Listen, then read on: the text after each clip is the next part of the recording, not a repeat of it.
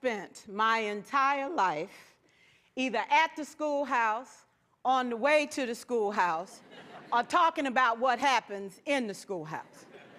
Both my parents were educators.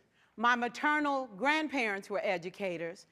And for the past 40 years, I've done the same thing.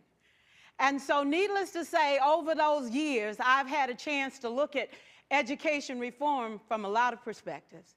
Some of those reforms have been good, some of them have been not so good. And we know why kids drop out. We know why kids don't learn. It's either poverty, low attendance, negative peer influences.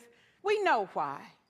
But one of the things that we never discuss, or we rarely discuss, is the value and importance of human connection. Relationships. James Comer says that no significant learning can occur without a significant relationship. George Washington Carver says all learning is understanding relationships. Everyone in this room has been affected by a teacher or an adult. For years, I have watched people teach. I have looked at the best and I've looked at some of the worst. A colleague said to me one time, they don't pay me to like the kids. They pay me to teach a lesson. The kids should learn it. I should teach it. They should learn it. Case closed. Well, I said to her, you know, kids don't learn from people they don't like.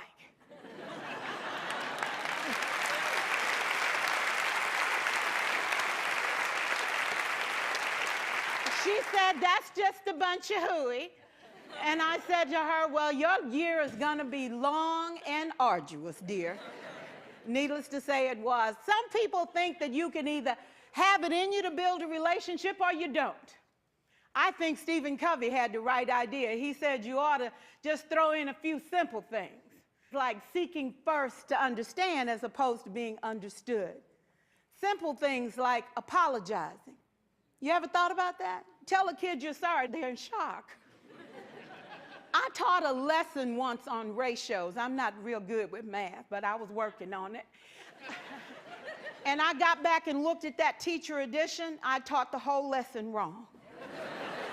So I came back to class the next day and I said, look, guys, I need to apologize. I taught the whole lesson wrong. I'm so sorry. They said, that's okay, Miss Pearson. You were so excited. We just let you go.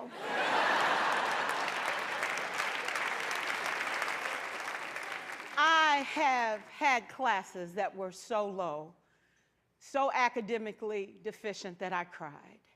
I wondered, how am I going to take this group in 9 months from where they are to where they need to be? And it was difficult. It was awfully hard. How do I raise the self-esteem of a child and his academic achievement at the same time?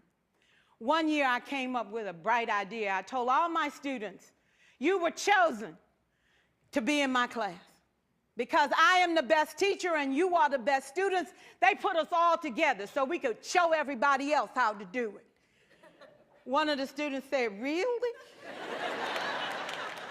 I said, really? We have to show the other classes how to do it. So when we walk down the hall, people will notice us. So you can't make noise, you just have to strut. And I gave him a saying to say, I am somebody. I was somebody when I came. I'll be a better somebody when I leave. I am powerful and I am strong. I deserve the education that I get here. I have things to do, people to impress, and places to go. And they said, yeah. You say it long enough, it starts to be a part of you. And so,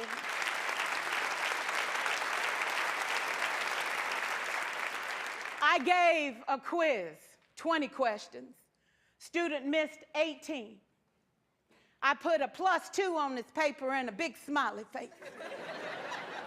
He said, Miss Pearson, is this an F? I said, yes. He said, then why'd you put a smiley face? I said, because you on the roll. You got 2 right, you didn't miss them all. I said, and when we review this, won't you do better? He said, yes, ma'am, I can do better. You see, -18 sucks all the life out of you. +2 said, I ain't all bad.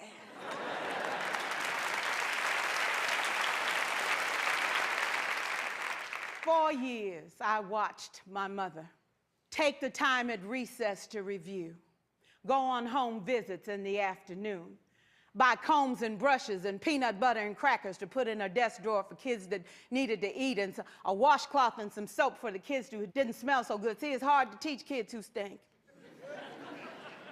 And kids can be cruel.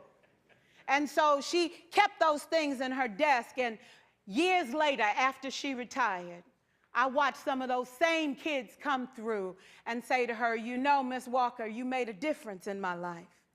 You made it work for me. You made me feel like I was somebody when I knew at the bottom I wasn't. And I want you to just see what I've become. And when my mama died 2 years ago at 92, there were so many former students at her funeral. It brought tears to my eyes, not because she was gone, but because she left a legacy of relationships that could never disappear. Can we stand to have more relationships? Absolutely. Will you like all your children? Of course not. And you know your toughest kids are never absent. Never. You won't like them all, and the tough ones show up for a reason. It's the connection, it's the relationships. And while you won't like them all, the key is they can never, ever know it. So teachers become great actors and great actresses, and we come to work when we don't feel like it, and we listen to policy that doesn't make sense, and we teach anyway.